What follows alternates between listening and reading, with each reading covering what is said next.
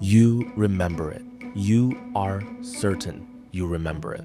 A children's book villain in a bright red cape holding a golden mirror. You can see the illustration in your mind right now. There's just one problem. That book doesn't exist. Not in this version of reality, anyway. Millions of people share memories like this. Not vague, half-formed impressions, but sharp, detailed, emotional memories of things that history says never happened.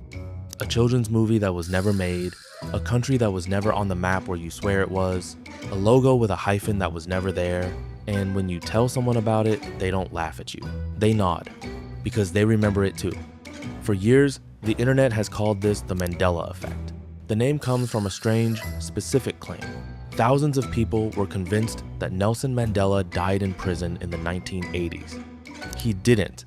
He was released in 1990, became president of South Africa, and lived until 2013. But the people who remembered his prison death weren't confused teenagers making things up for attention.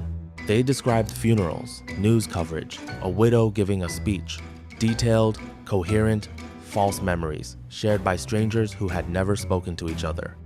The easy explanation is that memory is fallible, and that's true, but it doesn't explain why so many unconnected people would fabricate the exact same false memory down to specific details, independently.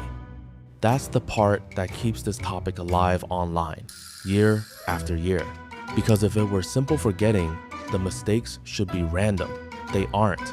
They cluster, they repeat, and that clustering is where the real mystery begins. Here's what almost nobody explaining the Mandela Effect online will tell you. The scientific explanation is not comforting. It's arguably stranger than the idea of parallel universes, because it means the version of reality you're experiencing right now, at this exact moment, is not a recording. It's a reconstruction. Your brain is not a camera. It never was. Paranormal researcher Fiona Broome first popularized the term after describing her own memory of Mandela's death in prison at a conference in 2010. She wasn't a scientist. She built a theory around dimensional shifts, timelines splitting and merging, our world quietly swapping details with a parallel one. It's a compelling story. It's also, according to the people who actually study memory for a living, not what's happening. What is happening is something psychologist Elizabeth Loftus has spent nearly 5 decades documenting at the University of California, Irvine. Her research shows that human memory doesn't retrieve the past the way a hard drive retrieves a file. Every time you recall something, your brain rebuilds it from fragments. And in that rebuilding process, it fills gaps, quietly, automatically, without asking your permission. Loftus proved this most famously by showing that people can be made to remember entire childhood events that never occurred, simply by being told a convincing story about them by a trusted source. The memory feels completely real to the person holding it. There is no internal alarm that goes off to say, this one is fake. So why do so many people fabricate the exact same false memory? This is where a study led by cognitive psychologists Henry Roediger and Kathleen McDermott becomes essential. In the 1990s, they demonstrated something now called the DRM paradigm, named partly for them. They read participants' lists of related words, like bed, rest, awake, tired, dream. Not one of those lists ever included the word sleep.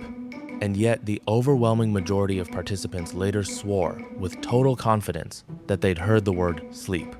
Not guessed, remembered. Their brains had filled in the gap with the most statistically likely word and then stamped it with the emotional certainty of a real memory.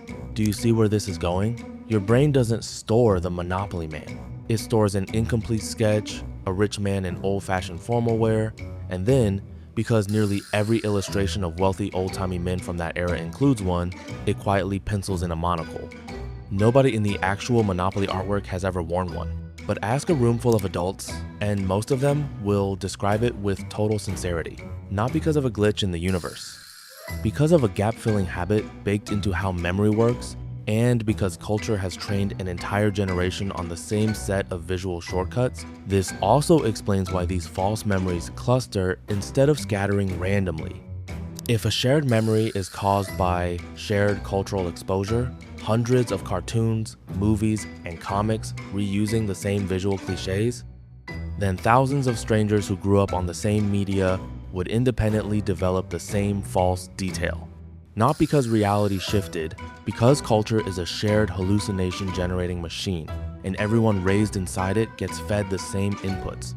There is something almost eerie about that once you sit with it.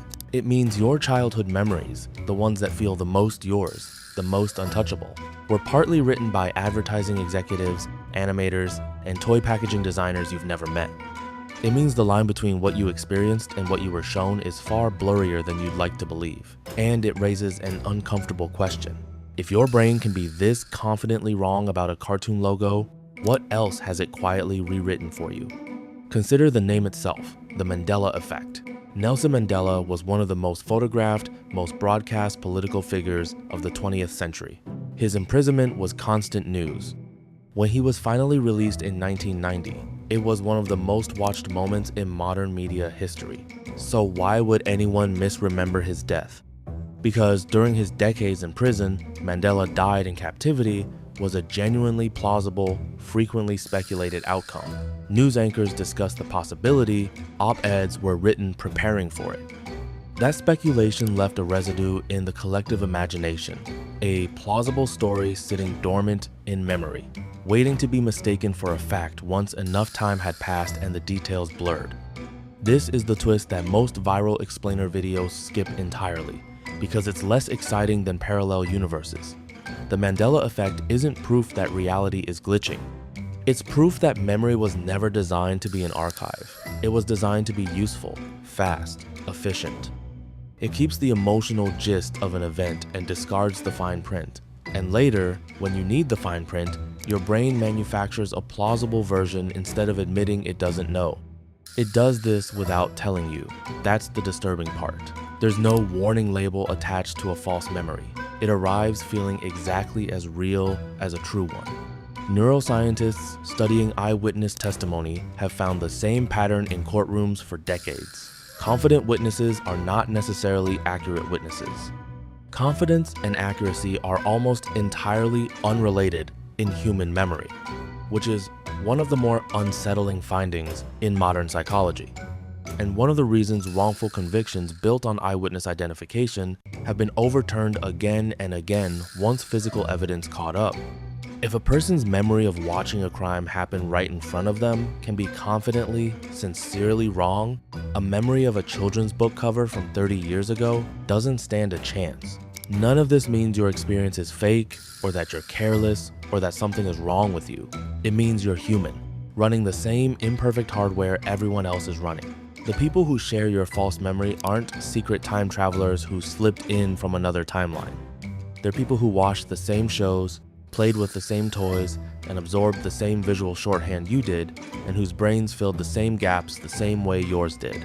And maybe that's the stranger, quieter mystery underneath all of this. Not that reality shifted, but that so many of us are, without knowing it, remembering a version of childhood that was partly built for us, by people we never met, using tricks we never noticed. The past you're so sure of was never fully yours to begin with.